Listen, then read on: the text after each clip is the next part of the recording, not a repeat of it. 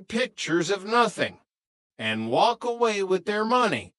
You fundamentally breached the contract by failing to provide the service you advertised. The judge turned to David and Elena, who were watching the exchange with grim satisfaction. You cannot sue for the memories you lost, unfortunately. But you certainly do not have to pay this man for ruining the ones he managed to capture. She picked up her pen.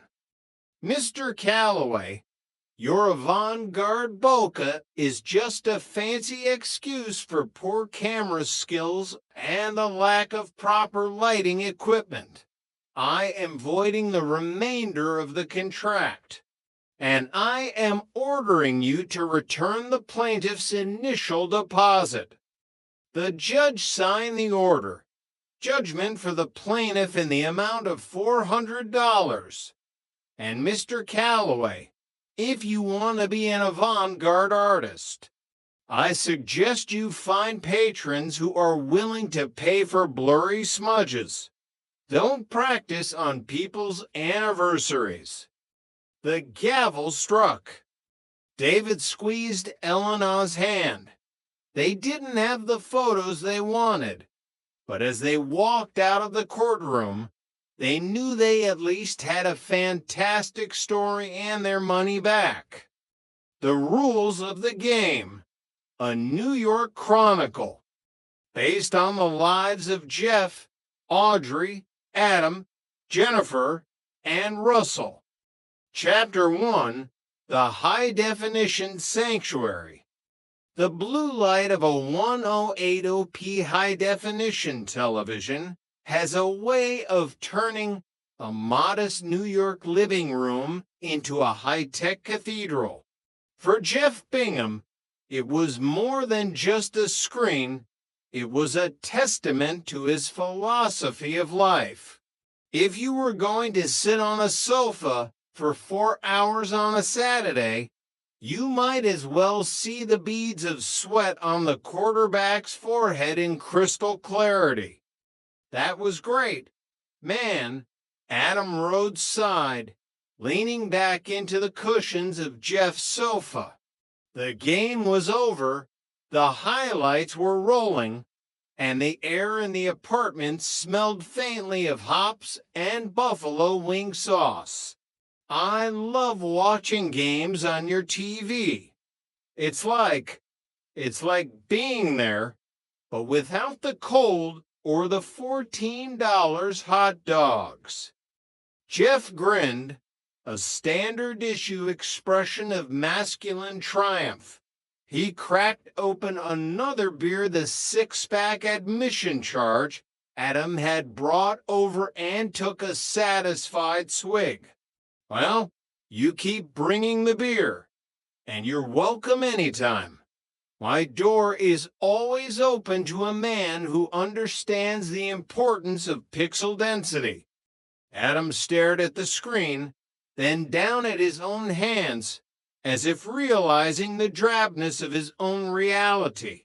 All I know is, when I watch my regular load of TV, I want to stab myself in the eyes with a fork. Everything is just fuzzy.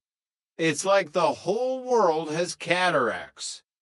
Well, don't do that, Jeff advised, his voice deadpan. Then you won't be able to find your way over here with the beer. And frankly, the carpet is new. I don't need eye stabbing as a conversation starter when Audrey's parents visit. Adam stood up, checking his watch. The transition from the high-def sanctuary back to the real world was always a jarring one. He grabbed his coat, but paused when Jeff motioned toward the hallway. See you later. Oh, hey, I just saw Jennifer in the hallway. She's got a present for you. Adam's eyebrows shot up. A present. Jennifer, his fiancée, was a fountain of enthusiasm, a stark contrast to his own more cautious, neurotic nature. I'll bet she does. What is it? Jeff's smile turned mischievous, the look of a man who knew a secret that was going to cause someone else a great deal of social discomfort.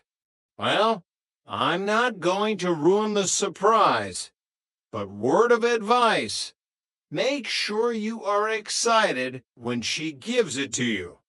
Like, scary excited. I bet Adam started, but Jeff cut him off. Okay, shut up, just go. Adam walked out, grabbed a to-go beer from the fridge with Jeff's permission, and stepped out into the hallway, his mind racing. A present. Was it a new game? A watch?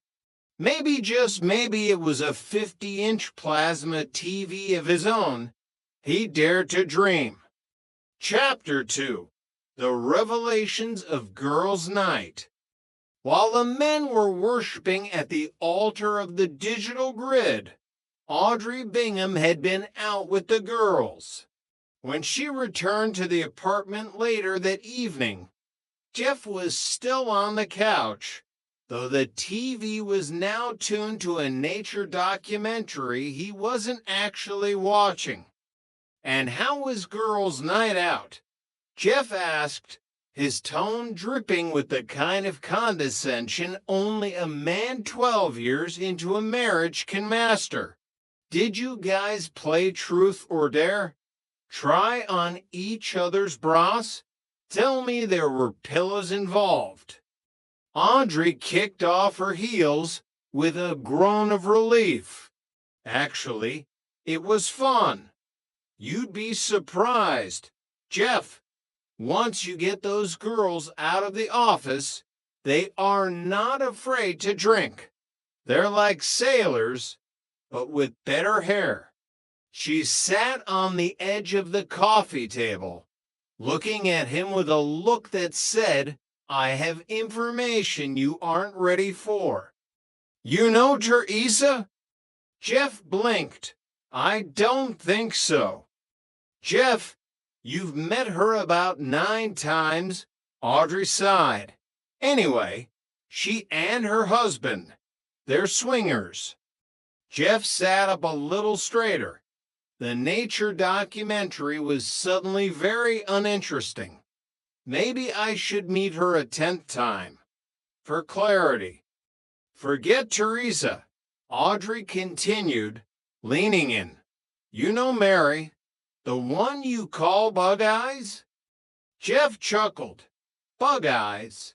That's a classic. It's descriptive. It's accurate. It's a masterpiece of nicknames. Tonight, she told us she and her husband only have phone sex.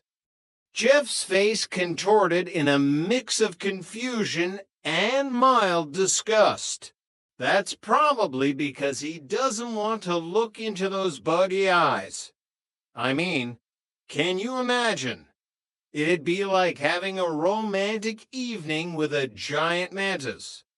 Then, a thought struck him, a cold, terrifying realization that pierced through the beer-induced haze.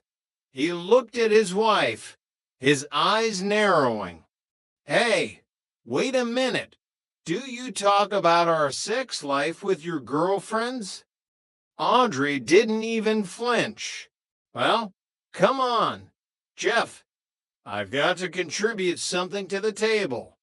Everyone's sharing.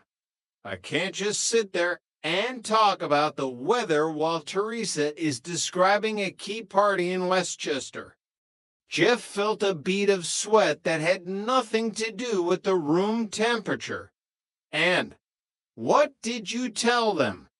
Tonight, I told them that when you sweat during sex, your chest hair looks like the rainforest. The silence that followed was heavy. Jeff processed this. Of all the things, of all the Herculean efforts, he felt he put in. This was the takeaway. And